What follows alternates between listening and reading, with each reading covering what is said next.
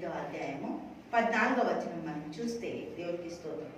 దేవుని ఆత్మ చేత ఎందరూ నడిపింపబడుదురో వారందరూ దేవుని కుమారులై ఉందురు.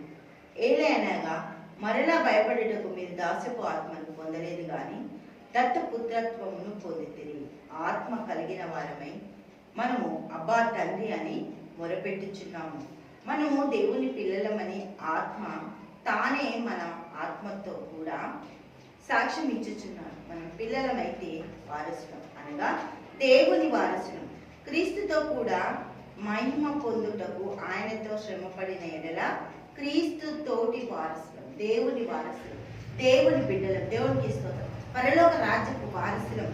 భూమి మీద ఆయనని సంతోషపరిచే పనులు చేయడానికి దేవుడు ఈ భూమి మీద మనల్ని హల్లెలూయా ఎన్నో ఆత్మలని రక్షించడానికి మనని వెలుగు సంబంధులుగా, దేవునికి స్తోత్రం, వెలుగు సంబంధులుగా మనల్ని తీర్చిదిద్ది లోకానికి వెలుగుగా పంపి పరమును విడిచి మనిషి కుమారుడిగా వచ్చి నిన్ను నన్ను రక్షించడానికి భూమి మీద ఉండే అపవాది సింహాసనాన్ని కూల్చివేసి నీకు నాకు దేవుని పిల్లలయ్యే అధికారం అనుగ్రహించింది. దేవుడికి మహిమ కలుగును గాక.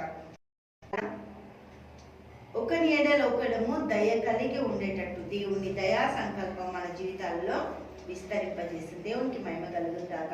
ఎఫెసీయులకు రాసిన పత్రిక 4వ అధ్యాయము 31వ సమస్త ద్వేషము, క్రోధము, కోపము, అల్లరి, దూషణ, సకలమైన దుష్టత్వము మీరు విసర్జించి దయ కలిగి కరుణా హృదయులై క్రీస్తునందు దేవుడు మీరుని ఒకరినొకరు క్షమించుడి. దేవునికి స్తోత్రం. ఇది దేవుని కృప, దేవునికి స్తోత్రం. హల్లెలూయా. మన మాటలు శత్రువుతో కూడా ఆ ఒక పగ ద్వేషము లాగా లేకుండా శత్రువుకి మనం విస్తరేసి అన్నం వేసి అన్నం తినిపించినప్పుడు, ఆకలితో ఉన్నప్పుడు ఆ శత్రువు మీద నిప్పులు పూసినట్టు అవుతుంది. ఎందుకు? అరే నేను ద్వేషించడానికి వచ్చా, దూషించడానికి వచ్చా, నేను కోపంతో ఉన్నా వీళ్ళ మీద, కానీ వీళ్ళు మనకి కడుపారా అన్నం పెట్టింది అని ఆశ్చర్యపోతారు. అటువంటి ప్రేమ క్రీస్తుని సంతోషపెట్టే ప్రేమ. క్రీస్తుని సంతోషపెట్టాలి. భూమి మీద మనం జీవిస్తున్న జీవితం క్రీస్తు మనకి ఇచ్చిన దానం, క్రీస్తు మనకు అనుగ్రహించిన గొప్ప కృప.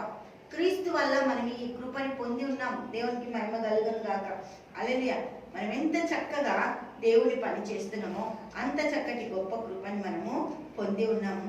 రోమీయులకు రాసిన పత్రిక 12వ అధ్యాయము 1వ వచనం చూద్దాం.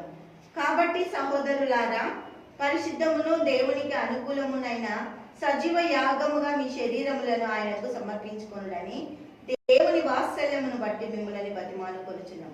ఇట్టి సేవ మీకు యుక్తమై ఉన్నది. దేవునికి స్తోత్రం. మీరు ఈ లోక మర్యాదను అనుసరింపక ఉత్తమమును అనుకూలమును సంపూర్ణమై ఉన్న దేవుని చిత్తమేదో పరీక్షించి తెలుసుకున్నట్లు మీ మనసు మారి రూపాంతరము వలన అలాగే నూతన పరచబడుట వలన రూపాంతరము పొందుతురు. దేవునికి స్తోత్రం. పొందడానికి, రూపాంతరం చెందడానికి, నూతన సిచ్యువేషన్స్ మనకి రావడానికి దేవుని ఒక కృప ఉచితం. దేవునికి ఆయన ప్రతిదీ కూడా మనము ఆయనని సంతోషపెట్టేటట్టు ఆయన జీవితాన్ని మన జీవితంతో పెనవేసి మనకు కావాల్సిన ప్రతిదాన్ని ఆయన సమకూర్చిండు. దేవుని సంతోషపెట్టే పని మనం భూమి మీద చేయాలి. దేవుడికి మహిమ కలుగుతుందాక తండ్రి యేసయ్యకి స్తోత్రం. గొప్ప జాగ్రత్త ఆశ్చర్యకారం చేస్తుంటారు. బిడ్డల్ని దీవించి ఆశ్రయించి కృప చూపించి సహాయం తెచ్చి నీ మహిమతో మీకు అన్ని రంగాల్లో ఆశీర్వదించండి. యేసు నామములో ప్రార్థిస్తున్నాము తండ్రి. ఆమేన్, ఆమేన్, ఆమేన్.